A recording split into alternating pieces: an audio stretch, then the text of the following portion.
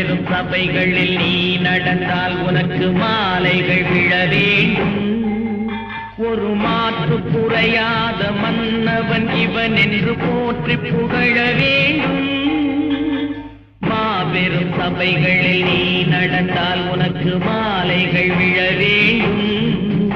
ஒரு மாற்று குறையாத மன்னவன் இவன் என்று போற்றி புகழ வேண்டும்.